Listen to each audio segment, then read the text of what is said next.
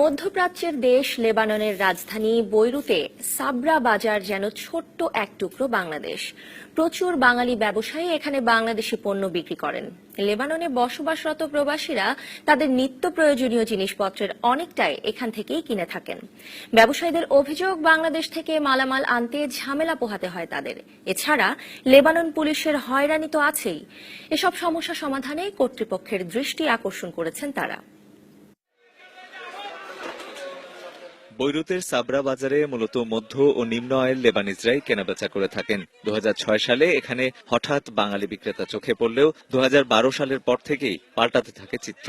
Lebanese এবং Syrian ব্যবসায়ীরাই আগে ছিল বেশি, বর্তমানে বিপুল পরিমাণ বাংলাদেশি বিক্রেতা এখানে কেনাবেচা করেন। শুধু তাই নয়, বাংলাদেশের প্রায় সব ধরনের সবজি পাওয়া যায় এখানে।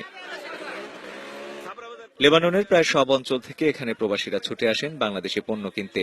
এসব পণ্যের বেশিরভাগ লেবাননেই চাষ করা হলেও কাঁচামরিচ, শুকনা মরিচ, শুটকি, গুঁড়া মশলা সহ বেশ কিছু পণ্য বাংলাদেশ থেকে আমদানি করা হয়।